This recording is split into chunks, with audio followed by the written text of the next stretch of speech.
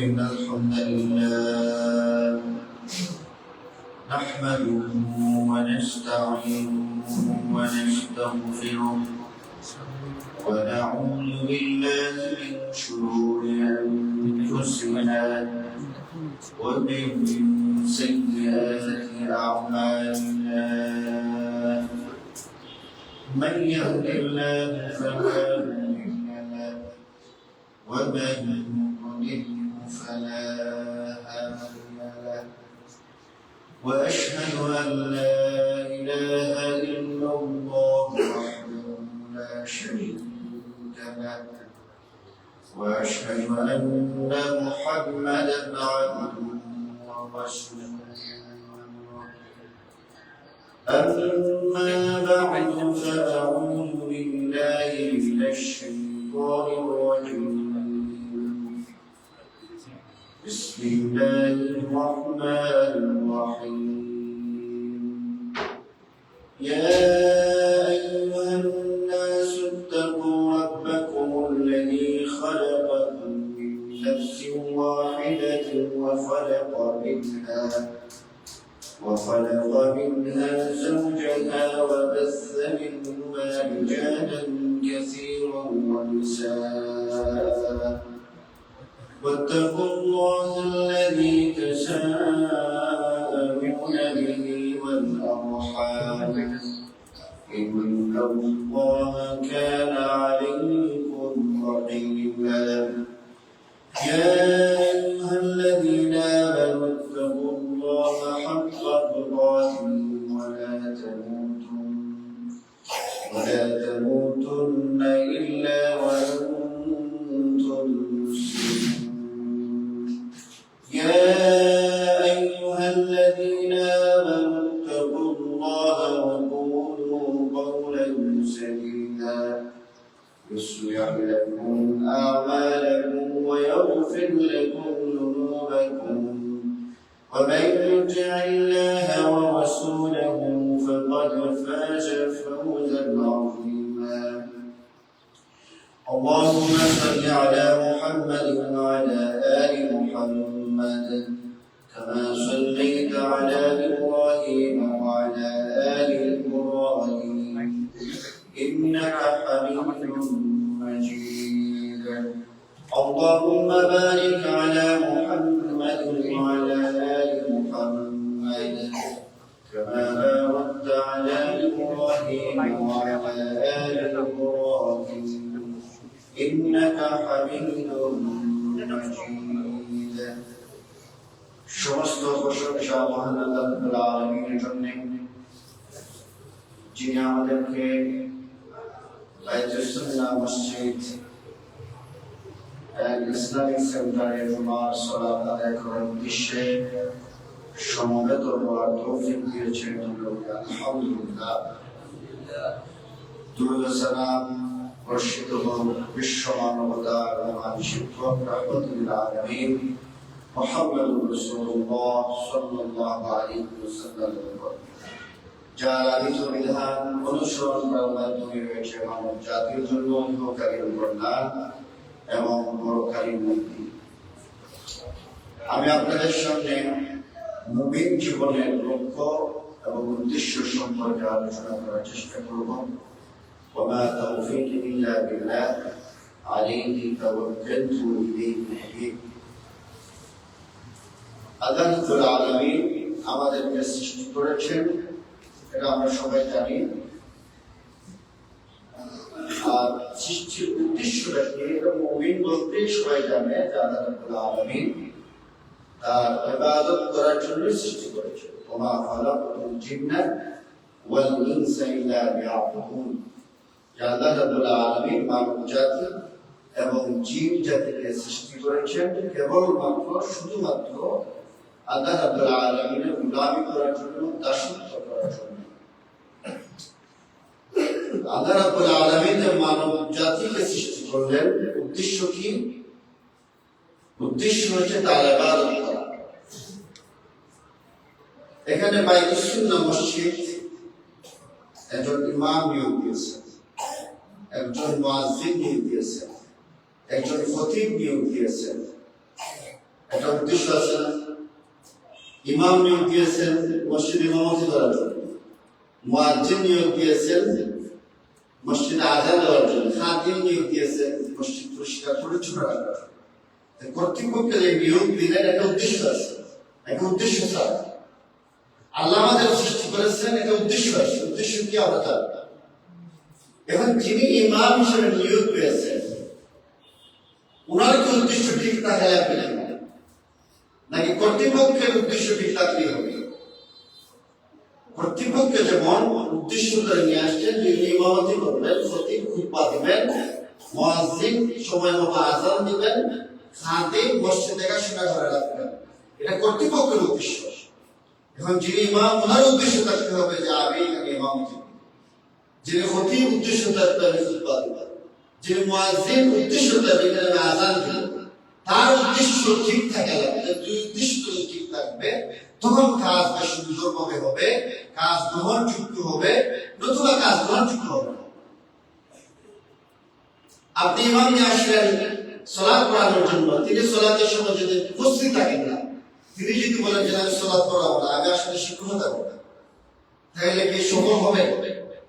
মুয়াজ্জিন যদি মনে করেন না আমি সময় মতো আযান দিতে পারবো না, আমি কি ব্যবসা করবো, তাহলে মুয়াজ্জিনের যদি উদ্দেশ্য ঠিক না থাকে, যে উদ্দেশ্য নাকি এখানে নিয়ে আসা হয়েছে, তাহলে কাজটা সফল কাম হবে, কাজটা গ্রহণযোগ্য হবে।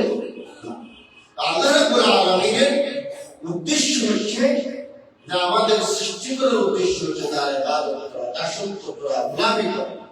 এটা আল্লাহ রাব্বুল আলামিনের উদ্দেশ্য। বান্দার উদ্দেশ্য হওয়া লাগবে আল্লাহ রাব্বুল আলামিনের গোলামি করে চলা।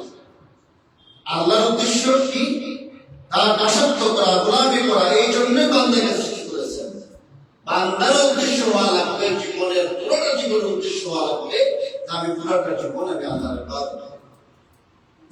বান্দার উদ্দেশ্য থাকা লাগবে একনিষ্ঠভাবে আল্লাহকে হওয়া। ইব্রাহিম আলাইহিস সালামের কথা আল্লাহ রাব্বুল আলামিন নিয়ে আসছেন যে তিনি যখন তারকারাজিকে দেখলেন, মূলত তারকার পূজা করতে বসে মানুষ, তিনি তাদেরকে বোঝানোর জন্য দাওয়া দেওয়ার জন্য তাদের কাছে গেছেন এবং দাওয়ার কৌশল হিসেবে বলছেন যে মেনে নিলেন কেন? যখন তারকা অস্তমিত হয়ে গেল তিনি বললেন যে বিষয়টা অস্তমিত হয়ে যায়, ডুবে যায়, বিলীন হয়ে যায়, এটা আমার রব হতে পারে না। আবার যখন বললেন যে চন্দ্রই আমার রব, অর্থাৎ তোমরা যে রব বলতেছো মেনে নিলাম রব, যখন চন্দ্র ডুবে গেল, বিলীন হয়ে গেল, তিনি আবার বললেন যেটা বিলীন হয়ে যায় এটা আমার রব হতে পারে না। কিছু মানুষ সূর্যের পূজা করত, সূর্যকে রব বানিয়ে নিয়েছিল। যখন সূর্য ডুবে যেত ওরা সূর্য মানতে উঠত, তখন তারা সূর্যের ইবাদত করত। সূর্য যখন উঠত তখন তারা ইবাদত করত।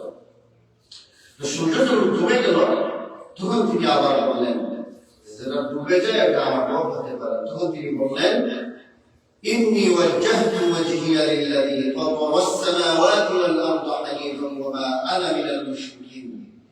নিশ্চয়ই আমি নিবিষ্ট করেছি আমার চেহারা একনিষ্ঠভাবে তার জন্য যিনি আসমান ও জমিনের রব, যিনি আসমান ও জমিনের সৃষ্টি করেছেন, যিনি আসমান ও জমিনের লালন পালন করতে ফরমাওয়ালা।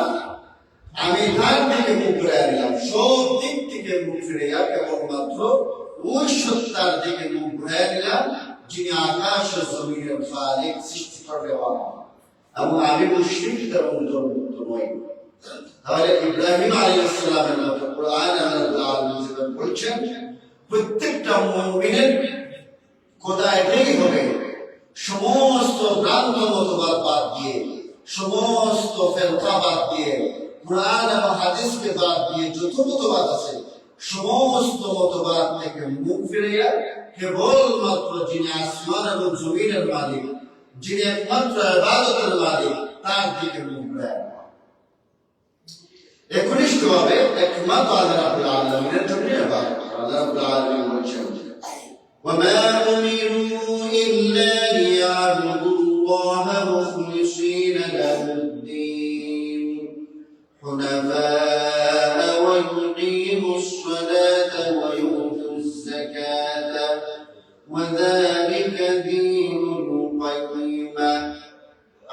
তাদেরকে নির্দেশ কেবলমাত্র দেওয়া হয়েছিল ইল্লা লিয়াবুদুল্লাহ, তারা যেন একমাত্র আল্লাহ রাব্বুল আলামিনের ইবাদত করে, শুধুমাত্র আল্লাহ রাব্বুল আলামিনের ইবাদত করে। অর্থাৎ আল্লাহর ইবাদতের সাথে যাতে অন্য কোনো কিছুকে শরীক স্থাপন না করে, কেবলমাত্র শুধুমাত্র আল্লাহ রাব্বুল আলামিনের ইবাদত করে। প্রত্যেক নবীর কাজ এটাই ছিল, তার উম্মতকে দাওয়াত দিয়েছিলেন। ওয়ালাকাদ বা'আসনা ফি কুল্লি উম্মাতিন রাসূলান আন ইয়া'বুদুল্লাহা ওয়াজতানিবুত তাগুত, যে তোমরা একমাত্র আল্লাহর ইবাদত করো এবং তাগুতকে বর্জন করো। একনিষ্ঠভাবে আল্লাহ রাব্বুল আলামিনের ইবাদত করে, তার জন্য দ্বীনকে একনিষ্ঠ করে এই নির্দেশ দেওয়া হয়েছে। সালাত কায়েম করে, যাকাত আদায় করে, আর এটি হলো সঠিক দ্বীন। তো একনিষ্ঠভাবে আল্লাহ রাব্বুল আলামিনের মুমিনের জন্য কর্তব্য হচ্ছে, লক্ষ্য উদ্দেশ্য থাকবে একনিষ্ঠভাবে আল্লাহ রাব্বুল আলামিনের জন্য ইবাদত করা। আল্লাহ রাব্বুল আলামিন আরো বলছেন, ইন্না আনজালনা ইলাইকাল কিতাবা বিল হাক্কি ফা'বুদিল্লাহা মুখলিসান লাহুদ-দ্বীন। নিশ্চয়ই আমি তোমার কাছে যথাযথভাবে কিতাব নাযিল করেছি, অতএব আল্লাহর ইবাদত করো, তারই আনুগত্যে একনিষ্ঠভাবে একমাত্র আল্লাহ রাব্বুল আলামিনের ইবাদত করতে হবে। আল্লাহ রাব্বুল আলামিন অন্যত্র বলছেন, ওয়ামা লিয়া লা আ'বুদু আল্লাযী ফাতারানি ওয়া ইলাইহি তুরজাউন। আর আমি কেন তার ইবাদত করব না, যিনি আমাকে সৃষ্টি করেছেন, আর তার কাছে তোমাদেরকে ফিরিয়ে নেওয়া হবে। একমাত্র তার জন্য ইবাদত করতে হবে, একমাত্র তারই ইবাদত করতে হবে, তারই গোলামি করতে হবে। এই জন্য আল্লাহ রাব্বুল আলামিন বলছেন যে সালাত, তোমার কুরবানি, তোমার হায়াত, তোমার মত একমাত্র আল্লাহ রাব্বুল আলামিনের জন্য করতে হবে। কুল ইন্না সালাতি ওয়া নুসুকি ওয়া মাহইয়ায়া ওয়া মামাতি লিল্লাহি রাব্বিল আলামিন। হে নবী, আপনি বলুন, নিশ্চয়ই আমার সালাত, আমার কুরবানি, আমার হায়াত, আমার মত একমাত্র আল্লাহ রাব্বুল আলামিনের জন্য, যিনি সকল সৃষ্টির রব এবং সমস্ত জাহানের লালন পালন করেনওয়ালা। একমাত্র তার জন্য আমার সালাত, তার জন্যই আমার কুরবানি, তার জন্যই আমার পুরোটা হায়াত, তার জন্যই আমার মত। অর্থাৎ পুরোটা জীবন মুমিনের লক্ষ্য উদ্দেশ্য থাকবে সালাত করবে আর রবকে সন্তুষ্ট করার জন্য, সিয়াম আদায় করে সিয়াম পালন করবে রবকে সন্তুষ্ট করার জন্য। তার পুরোটা জীবন যে কাজই করুক না কেন, উদ্দেশ্য থাকবে আল্লাহ রাব্বুল আলামিনকে সন্তুষ্ট করা। এই জন্য আল্লাহ রাব্বুল আলামিন সন্তুষ্টির উদ্দেশ্যে তার জীবনকে বিলিয়ে দিলেন। তার ইবাদত করার উদ্দেশ্যটা থাকবে। আর ইবাদত কবুল হওয়ার জন্য, ইবাদত আল্লাহ রাব্বুল আলামিনের কাছে গ্রহণযোগ্য হওয়ার জন্য ইবাদতটা হওয়া লাগবে রাসূলুল্লাহ সাল্লাল্লাহু আলাইহি ওয়াসাল্লামের তরিকায়। রাসূলুল্লাহ সাল্লাল্লাহু আলাইহি ওয়াসাল্লামের তরিকায় যদি ইবাদত না হয়, আল্লাহ রাব্বুল আলামিনের জন্য একনিষ্ঠভাবে যদি ইবাদত না হয়, এই ইবাদত গ্রহণযোগ্য হবে না, কবুলযোগ্য হবে না। আমাদের সমাজে ইবাদত, অনেক মানুষ অনেক ইবাদত করে, কিন্তু গ্রহণযোগ্য হচ্ছে কিনা, কবুলযোগ্য হচ্ছে কিনা, মিজানের পাল্লায় আমার আমলটা তুলা হবে কিনা, এই নিয়ে আমরা চিন্তা করি না। আমাদের সমাজ অনেক ইবাদত হিসেবে প্রচলিত আছে, কিন্তু যেটা রাসূলুল্লাহ সাল্লাল্লাহু আলাইহি ওয়াসাল্লামের আদর্শ দ্বারা উত্তীর্ণ নয়। রাসূলুল্লাহ সাল্লাল্লাহু আলাইহি ওয়াসাল্লামের জীবন আদর্শ পাওয়া যায় না, সাহাবীদের জীবন আদর্শ পাওয়া যায় না। ইবাদত করতে হলে ইবাদত ওইটি ইবাদত হবে যেটা কোরআন এবং সুন্নাহ দ্বারা প্রমাণিত হবে। আল্লাহ বলছেন, রাসূলুল্লাহ সাল্লাল্লাহু আলাইহি ওয়াসাল্লাম বলছেন বলে প্রমাণিত হবে, এটাই ইবাদত হবে। যদি আপনি এমন ইবাদত করেন যেটা আল্লাহ বলেন নাই, রাসূলুল্লাহ সাল্লাল্লাহু আলাইহি ওয়াসাল্লাম বলেন নাই, ওইটা ইবাদত হিসেবে গ্রহণযোগ্য হবে না। আমাদের সমাজের মানুষ আবার বলে যে ঠিক আছে আমরা যে ইবাদত করতেছি এটার প্রমাণ হিসেবে তো হাদিস আছে, প্রমাণ হিসেবে তো হাদিস আছে, হাদিসও দেখতে আছে। এখন বিষয়টা হচ্ছে একজন সাধারণ মানুষকে যদি কিছু টাকা দিয়ে দেওয়া হয়, কয়েক লক্ষ টাকা, আর কয়েক লক্ষ টাকা পুরোটাই জাল, এটাকে আপনি গ্রহণ করবেন? কেউ কি গ্রহণ করবে না কি করবে? গ্রহণ করবে না। মনে করেন যে আপনি কারো কাছে টাকা পান, 5 লক্ষ টাকা পান, আর পুরোটাই জাল দিয়ে আছে, ঘরে আসার পর দেখুন পুরোটাই জাল। আপনি তো টাকা গ্রহণ করবেন না, তারপরে যে টাকা জাল দিচ্ছে তার ব্যাপারে আপনি ব্যবস্থা করেন। তো আমরা যখন ইবাদত করব, এই ইবাদতের মাধ্যমে আল্লাহ রাব্বুল আলামিন বলছেন ইন্নাল্লাহা আশতারা মিনাল মুমিনিনা আনফুসাহুম ওয়া আমওয়ালাহুম বিআন্না লাহুমুল জান্নাহ। তো মুমিনের জান এবং মালকে আল্লাহ রাব্বুল আলামিন জান্নাতের বিনিময়ে ক্রয় করে দিয়েছেন। আমি সালাত আদায় করব, সিয়াম পালন করব, জিকির আজকার করব, তাসবিহ পালন করব, আমি যত কাজই করি না কেন আমার উদ্দেশ্য কি? বেহেশত পাওয়া, জান্নাতে যাওয়া, এর উদ্দেশ্য। পুরোটা জীবন আল্লাহ রাব্বুল আলামিন ক্রয় করে নিয়েছেন কিসের বিনিময়ে? জান্নাতের বিনিময়ে, বেহেশতের বিনিময়ে। এই যে বিশাল জান্নাতের মালিক হবেন, জাহান্নামের আগুন থেকে মুক্তি পাবেন, এমনি এমনি পেয়ে যাবেন নাকি? আপনার মন করে ইবাদত করলে পেয়ে যাবেন? না, সম্ভব না। তাই আমাদের সমাজের মানুষ টাকা জাল বুঝে, কষা মাছ বুঝে, কষা তরকারি বুঝে, কিন্তু দিন পালন করতে গিয়ে তারা চক্ষু বন্ধ করে বিশ্বাস বুঝে রেখেছে তারা দিনের ব্যাপারে দায়িত্ব দিয়ে আসছে। বিশ্বাস হুজুরকে চক্ষু বন্ধ করে রব বানিয়ে নিয়েছে। আর বিশ্বাস হুজুরকে এমন ভাবে মানতেছে আল্লাহ রাব্বুল আলামিনের কথাকে বাদ দিয়ে, রাসূলুল্লাহ সাল্লাল্লাহু আলাইহি ওয়াসাল্লামের কথাকে বাদ দিয়ে তারা বিশ্বাস করে। সেদিন দেখলাম একজন হুজুর বক্তব্য দিতেছেন যে ওনার বাবা নাকি আল্লাহর নাম বাদ দিয়ে তার পিসাবের নাম বলতেছে তুফানের সময়। তিনি বললেন যে আপনি আল্লাহর নাম বাদ দিয়ে আপনি পিসাব হুজুরের নাম বলতেছেন, বিষয়টা কি? ওনার বাবা নাকি বলছে যে আল্লাহরে আমারে ছিলেন, আল্লাহকে আমারে ছিলেন নাকি? পিসাবে তো আল্লাহ বানান, পিসাবে আল্লাহ ছিলেন, আল্লাহ আমারে আল্লাহর কাছে পিসাব ছিলেন, আল্লাহ আমারে ছিলেন নাকি? তাইলে দেখেন আমাদের সমাজের মানুষ আল্লাহ সম্পর্কে ধারণা স্পষ্ট হয় নাই, আল্লাহ সম্পর্কে জ্ঞান অর্জন করতে পারে নাই। আল্লাহ রাব্বুল আলামিনের জ্ঞান এমন জ্ঞান, এমন শক্তি, এমন তাকত যে সমুদ্রের তলদেশে যদি কোনো একটা সামান্য একটা জন্তু যদি হেঁটে যায়, এটাও তিনি দেখেন, এটাও তিনি শুনেন, এই জ্ঞান তার ভিতরে আছে। সুবহানাল্লাহ। আর আপনার আল্লাহ রাব্বুল আলামিন সৃষ্টি করেছেন, তিনি জানেন না যে আপনার চাহিদা কি, আপনি কেমন মানুষ, আপনার দোয়া কি, আপনি কি ডাকতেছেন এটা শুনতেছেন না? আবার সূরা ফাতিহার মধ্যে প্রতিদিনই বলতেছে ইয়াকা না'বুদু ওয়া ইয়াকা নাস্তাঈন, একমাত্র তোমারই ইবাদত করি আর একমাত্র তোমার কাছে সাহায্য প্রার্থনা করি। আর এখানে বলতেছে যে তোমার আসছে, তোমার মানে ভাষার মধ্যে যেটা বলতেছে যে বিশ্বের নাম বলতেছে। আলহামদুলিল্লাহ। আর মানুষ বলতে সাথে সাথে সুবহানাল্লাহ, কি বড় বলে কাবিল হচ্ছে। আলহামদুলিল্লাহ, এটা শিক্ষা দিতেছে।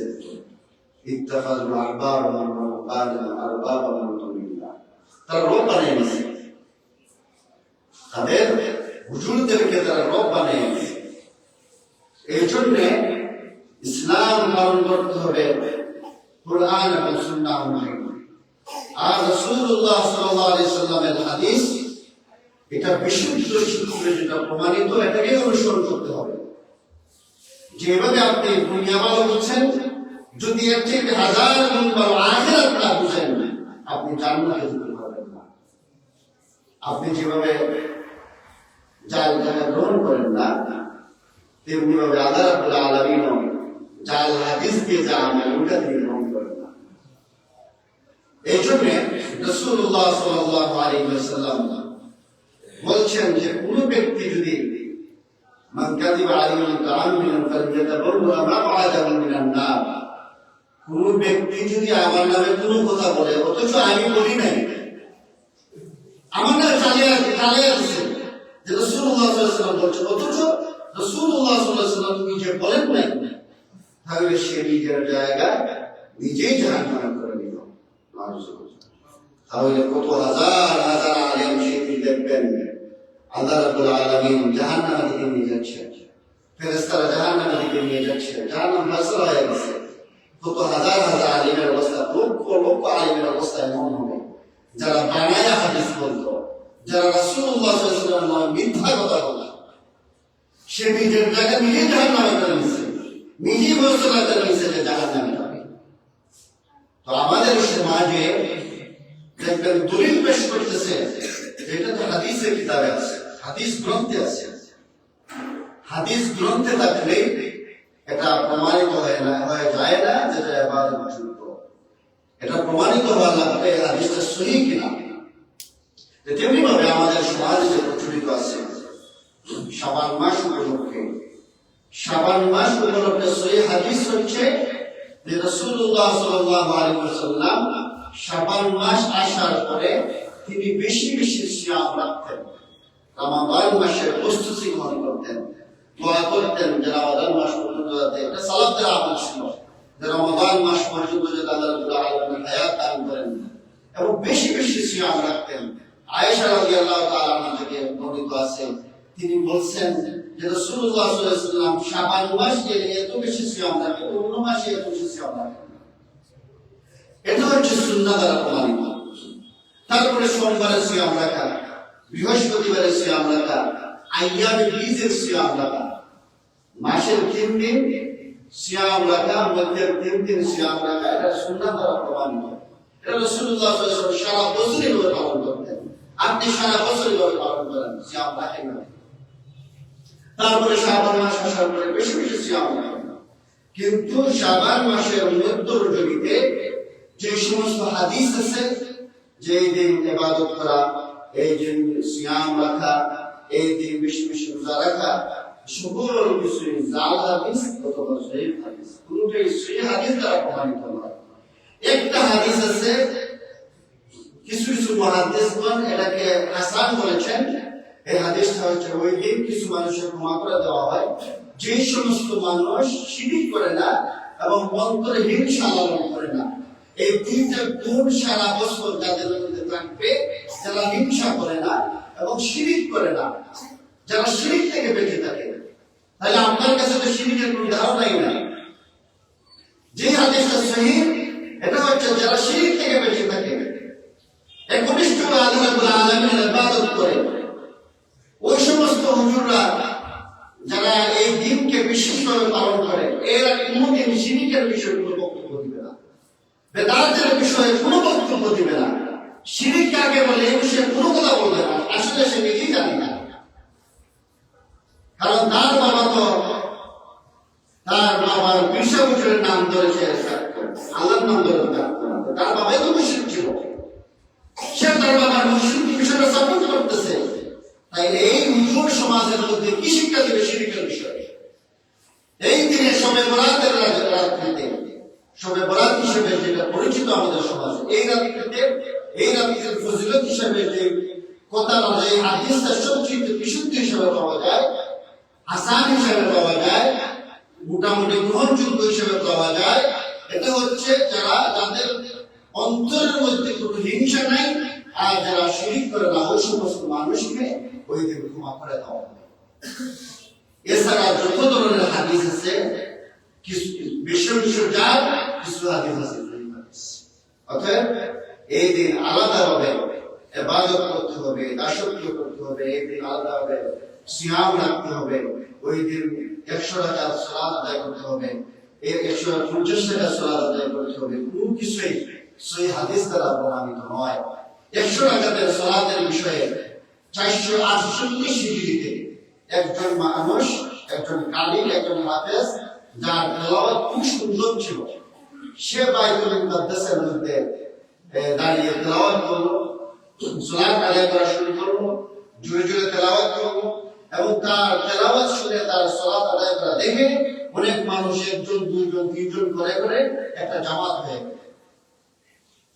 তারপরে বছর দেখা যায় আবার এইভাবেই আবার চালু হলো, আবার শুরু করলো মানুষ, আবার পড়াশোনা করলো, এইভাবে চালু হতে হতে হতে হতে এইভাবে এটা চালু হয়ে গেছে যে সব রাতের রাতে 100 রাকাত সালাত আদায় করা।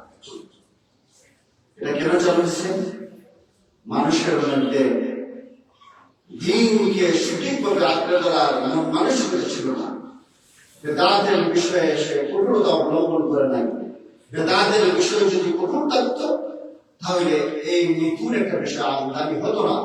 আমাদের সমাজে যদি নতুন কিছু আবিষ্কৃত হয় তাহলে আমাদের সমাজের বিশ্বংশ মানুষই বলে যাবে আর নতুন আবিষ্কার কি হয়েছে ভালো হতো, জিজ্ঞাসা করতে পারছে, তসবিহ আলিঙ্গিত করতেছে, সলাহিত করতেছে। এইভাবে দুনিয়ার মধ্যে নতুন কিছু আবিষ্কৃত হয়। বিশেষ করে যদি আহলে সুন্নাহ ওয়াল জামাতের বিশেষ করে সালাফি মানহাজের লোকেরা যদি আলেমরা যদি না থাকতেন তাহলে দ্বীনকে ওরা কোথায় নিয়ে পৌঁছে যেত? এরাই সঠিকভাবে রাসূলুল্লাহ সাল্লাল্লাহু আলাইহি সাল্লাম যা নিয়ে এসেছিলেন প্রকৃত দ্বীন, রাসূলুল্লাহ সাল্লাল্লাহু আলাইহি সাল্লাম যেভাবে ইবাদত করতেন, সাহাবারা যেভাবে ইবাদত করতেন, এটাকে কঠোরভাবে ধরে রেখেছেন। মানুষের সামনে যেটা রাসূলুল্লাহ সাল্লাল্লাহু আলাইহি সাল্লামের প্রকৃত দ্বীন, যেটা তিনি নিজে ইবাদত করছেন, যা সাহাবারা নিজে দেখে গেছেন, ওইটা কঠিনভাবে ধরে রেখেছেন সালাফি মানহাজের আলেমরা। এরাই মানুষকে কঠিনভাবে সতর্ক করছেন বেদাতের বিষয়ে, শিরকের বিষয়ে। এই সমস্ত আলেমরা জাতির জন্য, উম্মাহের জন্য নিয়ামত স্বরূপ। এই জন্য এই সমস্ত আলেমের জন্য দোয়া করা উচিত। শেখ সালেহ আল উসাইমিন, শেখ বিন বাজ রহমাতুল্লাহ আলাইহি, শেখ আলবানী রহমাতুল্লাহ আলাইহি, ইমাম ইবনে তাইমিয়া রহমাতুল্লাহ আলাইহি, ইমাম ইবনে কাসির রহমাতুল্লাহ আলাইহি, যত বড় বড় আলেমরা ছিলেন, যত বড় বড় আলেমরা এখনো জীবিত আছেন, যারা খেদমত করে যাচ্ছেন, এরা উম্মাহের জন্য নিয়ামত স্বরূপ। এই সমস্ত আলেমরা যদি না থাকতেন, মানুষের অসুবিধা কি বলে নতুন নতুন ইবাদত আরো কত কিছু আবিষ্কার, নতুন আবিষ্কার হচ্ছে, জশ্নে জুলুস। এখন মানুষের বলতেছে যে এটা ভালো কিছুই, এটা মিছিল দেওয়া, আনন্দ প্রকাশ করা, কিছুদিন পরে এটি ইবাদত হয়ে যাবে, এটি সওয়াবের কারণ হয়ে যাবে। এখনই ফতোয়া দিয়ে দিচ্ছে যারা জশ্নে জুলুসে ঈদে মিলাদুন নবী মিছিলের মধ্যে যারা শরীক হয় না, যারা পালন করে না, মুমিন না, যারা মুনাফিক, কত জ্ঞান দিচ্ছে। এইভাবে দিনের মধ্যে নতুন কিছু আবিষ্কার হচ্ছে। অতএব কোরআন এবং সুন্নাহ অনুযায়ী মুমিনের লক্ষ্য উদ্দেশ্য থাকবে কোরআন এবং সুন্নাহ অনুযায়ী ইবাদত বন্দেগী করা এবং রাসূলুল্লাহ সাল্লাল্লাহু আলাইহি সাল্লামকে ঘনিষ্ঠভাবে অনুসরণ করা এবং তার হাদিসকে মানতে গিয়ে যে সমস্ত হাদিস রাসূলুল্লাহ সাল্লাল্লাহু আলাইহি সাল্লামের নয় কিন্তু সমাজে প্রচারিত হয়ে গেছে রাসূলুল্লাহ সাল্লাল্লাহু আলাইহি সাল্লামের বলে, এই সমস্ত হাদিসকে বর্জন করা প্রত্যেকটা মুমিন ঈমানদার নারীর জন্য কর্তব্য। এটাকে বর্জন করতে হবে। রাসূল সাল্লাল্লাহু আলাইহি সাল্লাম মিথ্যা হাদিস, মিথ্যা টাকা যেমন গ্রহণ করা যাবে না, জাল টাকা যেমন গ্রহণ করা যাবে না, জাল হাদিসকে তেমনি ভাবে গ্রহণ করা যাবে না, পরিত্যাজ্য গ্রহণ করা যাবে না। শবে বরাত নিয়ে একটা হাসান হাদিসই আছে যে হাদিসের মধ্যে রাসূলুল্লাহ সাল্লাল্লাহু আলাইহি সাল্লাম বলেছেন, ওই দিন যারা শিরক করে না এবং যারা অন্তরে হিংসা লালন করে না তাদের ক্ষমা করে দেওয়া হবে। বাদ বাকি যত হাদিস আছে সব হাদিসই বিশ্বস্ত জয়ীফ অথবা জাল হাদিস। মুমিনের জীবনের লক্ষ্য উদ্দেশ্যই থাকবে, একমাত্র সকল কাজ হবে আল্লাহ রাব্বুল আলামিনকে সন্তুষ্ট করার জন্য এবং মুমিন জীবনের লক্ষ্য উদ্দেশ্য থাকবে সে তাওহীদকে শক্তভাবে আঁকড়ে ধরবে, শিরক থেকে বেঁচে থাকবে। আল্লাহ রাব্বুল আলামিন বলছেন, ওয়া'বুদুল্লাহ ওয়া লা তুশরিকু বিহি শাইআ, তোমরা ইবাদত করো আল্লাহর তার সাথে কোনো কিছুকে শরীক স্থাপন করো না। মুমিন জীবনের লক্ষ্য উদ্দেশ্য পুরোটা জীবন কিন্তু তার আল্লাহকে কেন্দ্রিক জীবন থাকবে। সে যদি কাউকে ভালোবাসে তাও আল্লাহ রাব্বুল আলামিনের জন্য ভালোবাসবে, মহব্বত করবে, আল্লাহ রাব্বুল আলামিনের জন্য মহব্বত করবে। কারোর সাথে বন্ধুত্ব করবে, আল্লাহ রাব্বুল আলামিনকে সন্তুষ্ট করার জন্য মহব্বত করবে, ভালোবাসবে, বন্ধুত্ব করবে। কারণ কিয়ামতের দিন ইয়া ওয়াইলাতা লাইতানি লাম আত্তাখিয ফুলানান খালিলা, কার কান্না করবে? বন্ধুর জন্য। কারণ সে বন্ধুর পাল্লায় পড়ে সে নাফরমানির কাজ করেছে, বন্ধুর পাল্লায় পড়ে সে সালাত আদায় করে নাই, বন্ধুর পাল্লায় পড়ে সে বিভিন্ন ধরনের পাপ কাজে নিমজ্জিত হয়ে গেছিল। এই জন্য সেই দিন ইয়া ওয়াইলাতা লাইতানি লাম আত্তাখিয ফুলানান খালিলা, সে আফসোস করবেন যে আমি কেন অমুককে বন্ধু হিসেবে গ্রহণ করলাম। এই জন্য রাসূলুল্লাহ সাল্লাল্লাহু আলাইহি ওয়াসাল্লাম বলছেন যে মান আহাব্বা লিল্লাহ ওয়া আবগাদা লিল্লাহ ওয়া আ'তা লিল্লাহ ওয়া মানা'a লিল্লাহ ফাকাদ ইসতাকমালা আল-ঈমান। মুমিন জীবনের উদ্দেশ্য কি? যেটা রাসূলুল্লাহ সাল্লাল্লাহু আলাইহি ওয়াসাল্লাম বলছেন যে আল্লাহর জন্যই কাউকে ভালোবাসবে, আল্লাহর জন্যই কারোর সাথে শত্রুতা পোষণ করবে, আল্লাহর জন্যই কাউকে কিছু দেবে, আল্লাহর জন্যই কাউকে কিছু দেওয়া থেকে বিরত থাকবে। এইরকম গুণ যারা অর্জন করবে, রাসূলুল্লাহ সাল্লাল্লাহু আলাইহি ওয়াসাল্লাম বলছেন সেজন্য তার ঈমানকে পরিপূর্ণ করে দেবে। সুবহানাল্লাহ। ঈমানের স্বাদ আমরা পাই না। ঈমানের স্বাদ পাওয়ার জন্য, ঈমানের মজা পাওয়ার জন্য রাসূলুল্লাহ সাল্লাল্লাহু আলাইহি ওয়াসাল্লাম বলছেন যে আল্লাহর জন্য কাউকে ভালোবাসা, যে ব্যক্তি আল্লাহর জন্য কাউকে ভালোবাসে এই ব্যক্তি ঈমানের স্বাদ পান। রাসূলুল্লাহ সাল্লাল্লাহু আলাইহি ওয়াসাল্লাম বলছেন যে আনাস রাদিয়াল্লাহু তাআলা কে বর্ণিত রাসূলুল্লাহ সাল্লাল্লাহু আলাইহি ওয়াসাল্লাম ইরশাদ করেছেন তিনটি গুণ যাদের মধ্যে আছে তারা ঈমানের স্বাদ আস্বাদন করতে পারবে। এই এক নম্বর গুণ হচ্ছে আল্লাহ রাব্বুল আলামিন এবং তার রাসূলুল্লাহ সাল্লাল্লাহু আলাইহি ওয়াসাল্লাম তার কাছে অন্য সব কিছুর চাইতে প্রিয় হবে। আল্লাহ এবং তার রাসূল সাল্লাল্লাহু আলাইহি ওয়াসাল্লাম পৃথিবীর সমস্ত যা কিছু আছে সবার চাইতে প্রিয় হবে। লা ইউমিনু আহাদুকুম হাত্তা কুনা আহাব্বা ইলাইহি মিন ওয়ালিদিহি ওয়া ওয়ালাদিহি ওয়ান নাসি আজমাইন। কুরআনুল কারীমে আল্লাহ রাব্বুল আলামিন স্বয়ং বলছেন যে ততক্ষণ তুমি মুমিন হতে পারবে না যতক্ষণ পর্যন্ত তোমার পিতামাতা, আত্মীয়স্বজন, তোমার স্ত্রী, তোমার সন্তান সবার চেয়ে যতক্ষণ পর্যন্ত আল্লাহ এবং তার রাসূল সাল্লাল্লাহু আলাইহি ওয়াসাল্লামকে বেশি ভালো বাসবে ততক্ষণ পর্যন্ত তুমি মুমিন হতে পারবে না। এই জন্য এই পরীক্ষায় আপনি পাস না পেয়ে দেখা যাবে যখন কোরআনের আয়াত শুনবেন, রাসূলুল্লাহ সাল্লাল্লাহু আলাইহি ওয়াসাল্লামের হাদিস শুনবেন, তার আদর্শের কথা জানবেন, তখন আপনি নির্দ্বিধায় মানেন কিনা। যদি মানতে পারেন বুঝে গেল আপনি সবার উপরে মুহাম্মদুর রাসূলুল্লাহ সাল্লাল্লাহু আলাইহি ওয়াসাল্লামকে বেশি ভালোবাসেন। আর যদি আপনার বিশ্বাসকে সামনে নিয়ে আসেন, বিশ্বাস নতুন নতুন ইবাদত আবিষ্কার করছেন, আপনাকে সংশোধনের জন্য বলা হলো যে ভাই আপনি যে নতুন ইবাদত করতেছেন, আপনি যে ইল্লাল্লাহ ইল্লাল্লাহ জিকির করতেছেন, আপনি যে জশ্ন জুলুস পালন করতেছেন, আপনি যে আরো কত কিছু ইবাদত করতেছেন, এটা রাসূলুল্লাহ সাল্লাল্লাহু আলাইহি ওয়াসাল্লামের আদর্শের মধ্যে ছিল না। যদি প্রকৃতই আপনার মধ্যে ঈমান থাকে, প্রকৃতই যদি আল্লাহ এবং তার রাসূলুল্লাহ সাল্লাল্লাহু আলাইহি ওয়াসাল্লামের ভালোবাসা থাকে, তখন আপনি বলবেন সামিআনা ওয়া আতা'না, শুনলাম আর বন্ধু পোষণ করলাম। এটি ভালোবাসার প্রমাণ।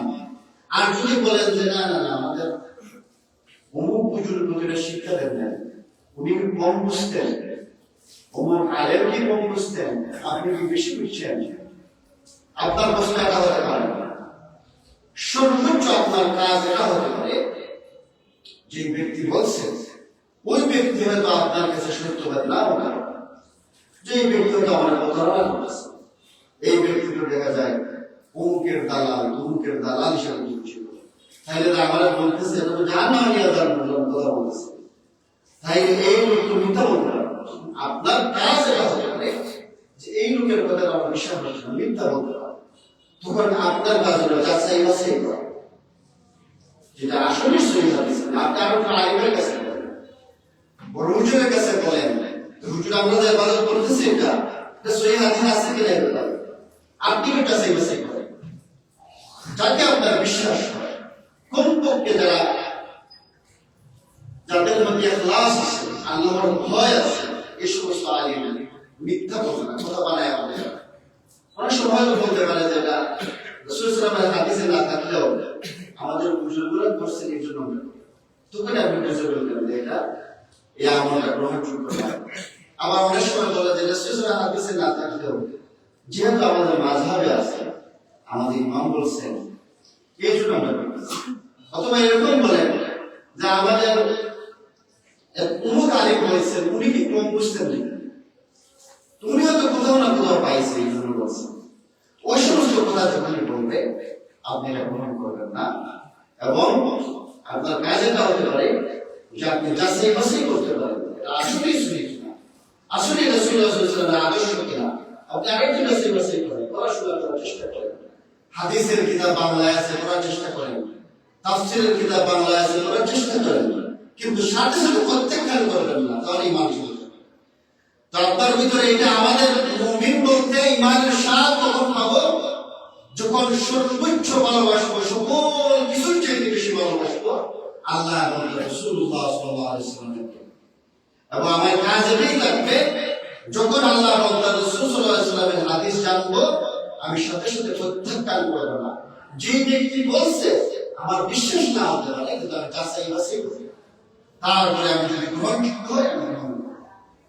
তারপরে 2 নম্বর হচ্ছে ইমানের স্বাদ তারাই পাবে যারা কাউকে আল্লাহ রাব্বুল আলামিনের জন্য মহব্বত করে। মুমিন একজন মুমিন আরেকজন মুমিনকে একমাত্র আল্লাহ রাব্বুল আলামিনকে সন্তুষ্ট করার জন্য মহব্বত করবে। 3 নম্বর হচ্ছে কুফরিতে ফিরে যাওয়াকে আগুনে নিক্ষিপ্ত হওয়ার মতো অপছন্দ করা।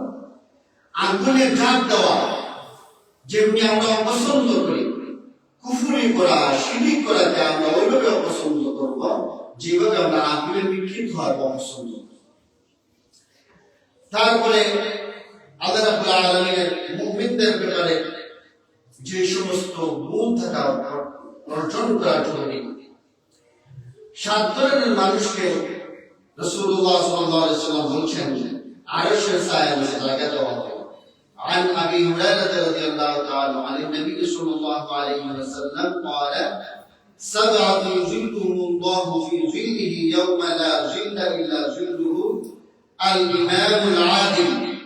ন্যায়পরায়ণ শাসক, ওই সমস্ত মানুষ তারা আরশের ছায়ার নিচে জায়গা পাবে। এবং ন্যায়পরায়ণ শাসক, টাকা ছাড়া বিচার করনেওয়ালা আর কোন স্বার্থ ছাড়া বিচার করনেওয়ালা পাওয়া মুশকিল।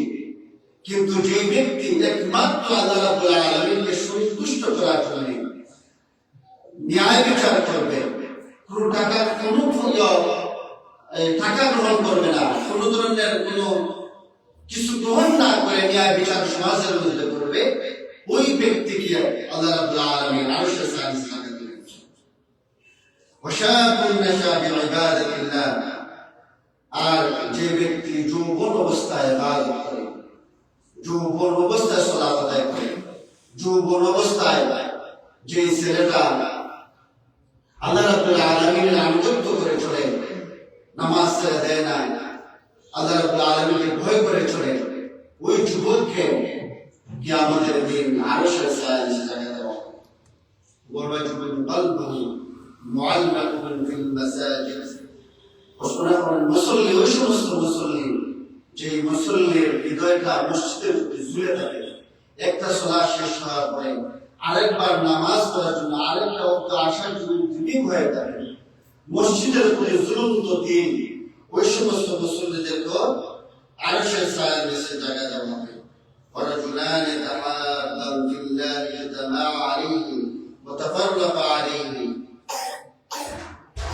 ওই সমস্ত যুবক, ওই সমস্ত মানুষ, ওই সমস্ত মুমিন নারী যারা একে অপরকে আল্লাহ রাব্বুল আলামিনের জন্য ভালোবাসত, ওই সমস্ত মানুষকেও আরশের ছায়ার নিচে জায়গা দেওয়া হবে।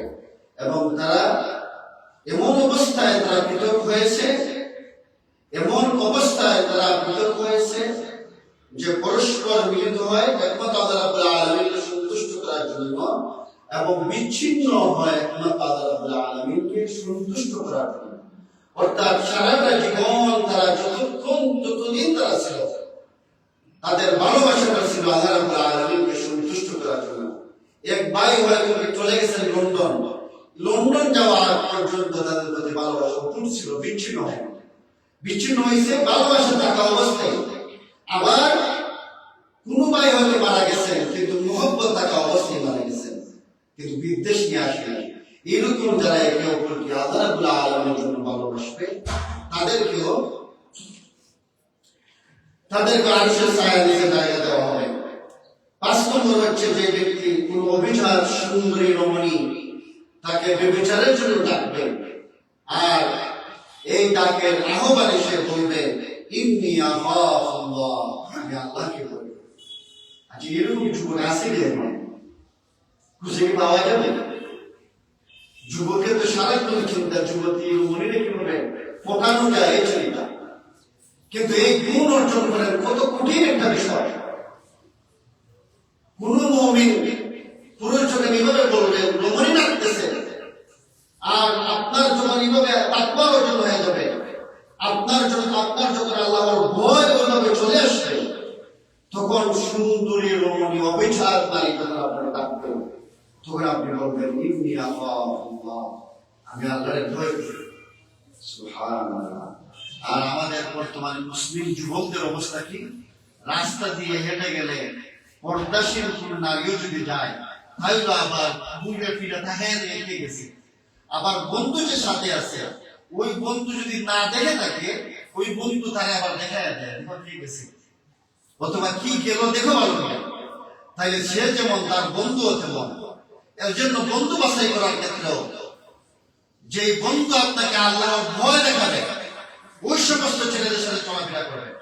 যে বন্ধু জাহান্নামের দিকে নিয়ে যাবে, ওই সমস্ত বন্ধুর সাথে চলাফেরা করবে। যদি আপনি পিছন দিকে তাকান কোন নারী যাওয়ার সময়, ওই বন্ধুর সাথে চলবেন যেই বন্ধু তার বন্ধুকে মুখটা ওই দিকে আবার ফিরিয়ে নেবে। তো যেই ছেলেটা বলবে ইন্নী আখাফুল্লাহ, আমি আল্লাহর ভয় করি, এই ছেলের এইরকম চরিত্রবান ছেলে, যে মেসেঞ্জারে মেয়েদের সাথে চ্যাট করে না, যে হোয়াটসঅ্যাপে মেয়েদের সাথে যোগাযোগ করে না, ফোনে কথা বলে না, কথা বলার চেষ্টাও করে না, তাকানোর চেষ্টা করে না, সার্বক্ষণিক চিন্তা দেখে ইন্নী আখাফুল্লাহ, আমি আল্লাহর ভয় করি, তাহলে এই সমস্ত যুবকের জন্যই জান্নাত, এই সমস্ত যুবককে সম্মানিত করে আরশের ছায়ার নিচে রাখা দেওয়া হবে। সুবহানাল্লাহ। এবং ওই সমস্ত মানুষ, যে ব্যক্তি এতটা গোপনে দান করে, যার ডান হাত কি দান করে বাম হাত টের পায় না, ওই সমস্ত মানুষকেও দান দুইভাবেই করা যায়। আপনি মানুষকে উৎসাহিত করার জন্য প্রকাশ্য দান করতে পারেন, আবার গোপন ভাবে দান করতে পারেন। কিন্তু গোপন দানের সবচেয়ে যে ফজিলত, সবচেয়ে যে নিরাপদ একটা বিষয়, যে আপনি যদি গোপন ভাবে দান করেন, তাহলে আপনার অন্তরে কখনো রিয়া আসবে না, মানুষের দানবেই বলবে, এই বিষয়টা আপনার কখনো জাগ্রত হবে না। এখানে এসে দেখা যায় আমাদের দিল মানে না, যে মানুষের না দেখা যায় 1 লাখ টাকা কিভাবে দিবে। আঙ্গুর ভাইয়ের হাতে যদি না দেয়, তাহলে আমার নামটা প্রকাশ হবে। আঙ্গুর ভাইয়ের কাছে দিলে আমরা সবাই জানবে যে উনি দিছে টাকা 1 লক্ষ টাকা, কিন্তু যদি মসজিদের বক্সে দেওয়া দিয়ে 1 লক্ষ টাকা, কেউ জানবে না। তাইলে এই যে এখানে এসে মন মানে না, কিন্তু যখন এই গুণটা অর্জন করতে পারবেন, এমন ভাবে দান করবেন যা আপনি 1 লক্ষ টাকা বক্সে দেওয়া। আমাদের এলাকায় মসজিদে একজন দানবের এরকম পাইছি, কোথায় জানি বাড়ি কেউ জানে না। আমার আব্বার কাছে দিছে, মসজিদের পুরোটা গ্রিলের দায়িত্ব নিয়ে আনছে, গ্লাসের দায়িত্ব নিয়ে আনছে, এবং সত্য দিচ্ছে আমার নাম কারো কাছে বলা যাবে না। এরকম মানুষ বর্তমানে খুব কমই আছে। ওই রকম দান যদি করে, দান তো এমন মসজিদে দেখা যায়, এলাকার মসজিদের মধ্যে দেখবেন, গ্রামের মসজিদের মধ্যে দেখবেন, মাত্র 500 টাকা দান পাবে, সে কিন্তু পিছনে আসছে, সে সবাই এইভাবে ডাইরেক্ট ইমাম সাহেব 500 টাকা রাখেন, 22 জনের দান দিলাম। ইমাম সাহেব আবার আলহামদুলিল্লাহ 500 টাকা অমুক ভাই দিচ্ছেন, বড় দানবী মানুষ, মসজিদের জন্য যান প্রাণ, মাদ্রাসার জন্য যান প্রাণ, এইভাবে উনিও খুশি হন। এইভাবে যখন আপনি এই গুণটা অর্জন করবেন, যা আপনি লক্ষ লক্ষ টাকা দিয়ে দিতেছেন, কেউ জানে না, আপনি জানেন, আমি মসজিদের বক্সে যান, হয়তো বা একজন জানে, হয়তো আপনি বলে দিচ্ছেন, কেউ যাতে না জানে। এইভাবে দান করবেন, যে মাত্র আলী ইবনে হুসাইন রাদিয়াল্লাহু তাআলা আলী ইবনে হুসাইন রাহমাতুল্লাহ আলাইহি, তিনি যখন মারা গেলেন তার পিঠের মধ্যে কালো কালো দাগ লক্ষ্য করা গেল। তো পরিবারের লোকরা তো জানতেন, লোকেরা চিকিৎসা করলো যে ওনার পিঠের মধ্যে একটু কালো কালো দাগ কিসের? তো পরিবারের লোকরা বললো যে তিনি প্রতিদিন রাত্রে হাতের মধ্যে বহন করে অসহায় মানুষের জন্য খাবার নিয়ে যেতেন। এমন গোপন ভাবে দিয়ে আসছেন, তিনি দরজার সামনে দিয়ে আসছেন, টক টক করে নক করে চলে আসছেন, কেউ দেখে নেই, কে দান করছে, ওইভাবে তিনি দান করেন। সালাম যারা আমল এরকম ছিল, ওই রকম যদি আমরা অর্জন করতে পারি, দেখেন এদিকেও যাদের দান করেন, আপনার মনের মধ্যে চলে আসবে যে আমি আলোচনা করতেছি, আপনার দিয়ে আসার কোনো সুযোগ থাকবে না। তারপরে যে ব্যক্তি একাকি বসে আল্লাহকে স্মরণ করে আর তার চোখ দুটো আল্লাহর ভয় এবং ভালোবাসায় অস্ত্রপাত, শেষ 7 নম্বর ওই ব্যক্তি, যে ব্যক্তি একাকি বসে আল্লাহ রাব্বুল আলামিনকে স্মরণ করে। একাকি বসে আছেন, জাহান্নামের কথা স্মরণ করুন। একাকি বসে আছেন, কবরের জীবনের কথা স্মরণ করুন। একাকি বসে আছেন, একদিন যে হিসাব দেওয়া লাগবে, চলে যাওয়া লাগবে, কঠিন একটা মুহূর্ত আসবে, যেই দিন আল্লাহর অনুগ্রহ ছাড়া বাঁচার কোনো উপায় নাই। চিন্তা করে করে যখন চোখের পানি চলে আসবে যে রব, আপনার অনুগ্রহ ছাড়া, আপনি যদি আমার মায়া না করেন আর আপনি যদি আমার পাকড়াও করেন, তাহলে তো আমার আর যাওয়ার কোনো জায়গা থাকবে না। এইভাবে যখন চিন্তা করে তার চোখ দিয়ে পানি চলে আসবে, ওই সমস্ত মানুষকে আল্লাহ রাব্বুল আলামিন কোথায় জায়গা দেবেন? আরশে ছায়ার নিচে জায়গা দেবেন। এই জন্য মুমিনের গুণাবলী বলতে গিয়ে, রহমানের তার প্রিয় বান্দাদের গুণাবলী বলতে গিয়ে বলছেন যে ওয়াল্লাযীনা ইয়াবিতুনা লিরাব্বিহিম সুজদান ওয়া কিয়ামা ওয়াল্লাযীনা ইয়াকুলুনা রাব্বানা ইসরিফ আন্না আযাবা জাহান্নাম। যারা রহমানের প্রিয় বান্দা, তারা রাত্রি জাগরণ করে দাঁড়ানো অবস্থায়, সিজদারত অবস্থায় লম্বা সময় সিজদা দেয়, ক্রন্দন করে, একাকে কান্নাকাটি করে, চোখের পানি পালায় এবং বলে ইসরিফ আন্না আযাবা জাহান্নাম, আমাদের কাছ থেকে জাহান্নামের আযাবকে সরিয়ে নেন, আমাদের কাছ থেকে কবরের আযাবকে সরিয়ে নেন, আমাদেরকে জান্নাত দান করুন। এইভাবে তারা দোয়া করে, কান্নাকাটি করে। এইভাবে যদি আমাদের মন, এইভাবে আমরা যদি নরম করে আল্লাহ রাব্বুল আলামিনের ভয়ে ভালোবাসায় কান্নাকাটি করি, আপনার অনুগ্রহ আছে, আল্লাহর কত অনুগ্রহ, আল্লাহর কত ভালোবাসা, কত বিপদ থেকে আমাদের উদ্ধার করেন, কত নিয়ামত দান করছেন, সুবহানাল্লাহ। আপনি যদি এভাবে একটু চিন্তা করেন যে আল্লাহ আপনার এত ভালোবাসেন, এত নিয়ামত দিচ্ছেন, এত ভালোবাসেন, এত রহম করেন, সুবহানাল্লাহ, আপনার ভালোবাসার মতো আর কোনো ভালোবাসাই নাই। এইভাবে ভালোবাসার কথা চিন্তা করলেও আপনার খুশিতে চোখে পানি চলে আসবে।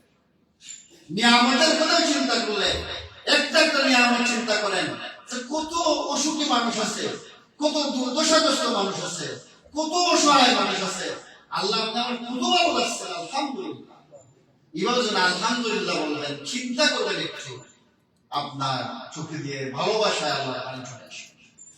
আল্লাহর ভয়ে এবং ভালোবাসায় যারা চোখে পানি ফেলবে, আল্লাহ রাব্বুল আলামিন তাদেরকেও আরশের ছায়ার নিচে জায়গা দান করবেন। এটা মুমিনদের এই সমস্ত গুণ অর্জন করা উচিত। মুমিনরা দান যখন করবে আল্লাহ রাব্বুল আলামিনকে সন্তুষ্ট করার জন্য, মুমিনরা যখন একে অপরকে ভালোবাসবে একমাত্র আল্লাহ রাব্বুল আলামিনকে সন্তুষ্ট করার জন্য, মুমিনরা নারীরা যদি আহ্বান করে তারা বলবে ইন্না আখাফুল্লাহ, আল্লাহর ভয় করি। মুমিনরা যখন সমাজের বিচারক হবে আল্লাহ রাব্বুল আলামিনকে সন্তুষ্ট করার জন্য ন্যায় বিচার করবে। এইভাবে তারা মুমিনরা তাদের লক্ষ্য উদ্দেশ্যটা থাকবে, একটা সালাতের সময় গেলে আরেকটা সালাতে আসার জন্য লক্ষ্য উদ্দেশ্য ভাবে থাকবে।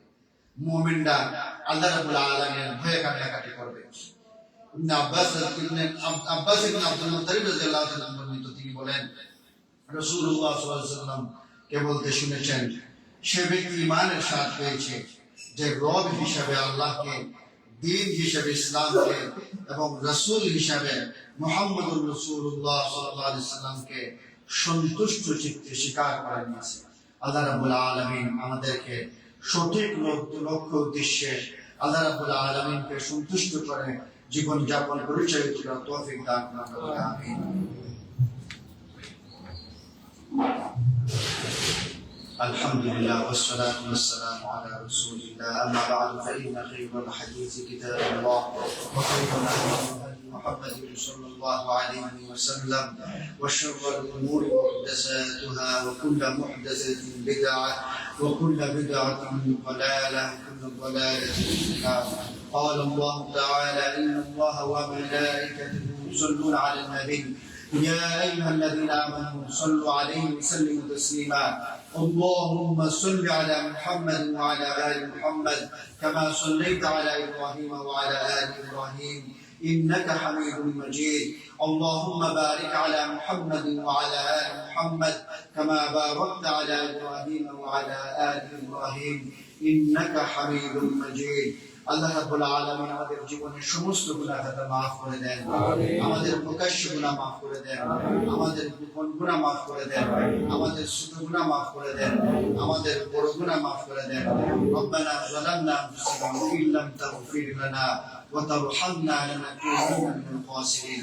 হে আমাদের রব, আমরা নিজেদের নফসের উপর বড় জুলুম করেছি, আপনি যদি আমাদের মাফ না করেন আমরা ক্ষতিগ্রস্তদের অন্তর্ভুক্ত হয়ে যাব।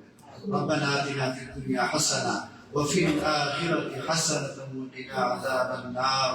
আল্লাহ রাব্বুল আলামিন আমাদের মধ্যে যারা অসুস্থ আছে তাদেরকে সুস্থতা দান করেন, যারা বিপদ মুসিবতে আছে তাদের বিপদ মুসিবত দূর করে দেন, ঋণগ্রস্ত যারা আছে তাদের ঋণ থেকে মুক্তি দান করেন। আমাদের মধ্যে যারা যে পেরেশানিতে আছে আল্লাহ রাব্বুল আলামিন তাদের সেই পেরেশানি দূর করে দেন। আল্লাহ রাব্বুল আলামিন আমাদেরকে কুরআন এবং সুন্নাহ দিয়ে জীবন যাপন পরিচালিত করার তৌফিক দান করেন, শিরক থেকে বেঁচে থাকার তৌফিক দান করেন, বিদআত থেকে বেঁচে থাকার তৌফিক দান করেন। সবার চাইতে জীবনের সবার চাইতে রাসূলুল্লাহ সাল্লাল্লাহু আলাইহি ওয়াসাল্লাম আল্লাহ এবং তার রাসূল সাল্লাল্লাহু আলাইহি ওয়াসাল্লামকে বেশি ভালোবাসার তৌফিক দান করেন। আমাদের মসজিদকে যারা টাকা দিয়ে, পয়সা দিয়ে, শ্রম দিয়ে, বুদ্ধি দিয়ে যেভাবে সহযোগিতা করতেছে আল্লাহ রাব্বুল আলামিন সবাইকে কবুল করে নেন। আমাদের মধ্যে যারা কবরস্থ হয়ে গেছে তাদের কবরকে জান্নাতের বাগান বানিয়ে নেন। রব্বানা তাকাব্বাল মিন্না ইন্নাকা আনতাস সামিউল আলিম ওয়া তুব আলাইনা ইন্নাকা আনতাত তাওয়াবুর রহিম। ইন্নাল্লাহা ইয়া'মুরু বিল আদলি ওয়াল ইহসান ওয়া ইতা'িল কুরবা ওয়া ইয়ানহা 'আনিল ফাহশা'i ওয়াল মুনকারি ওয়াল বাগই ইয়া'izukum লা'allakum tadhakkarun। ফাযকুরুনি আযকুরকুম ওয়াশকুরু লি ওয়া লা তাকফুরুন।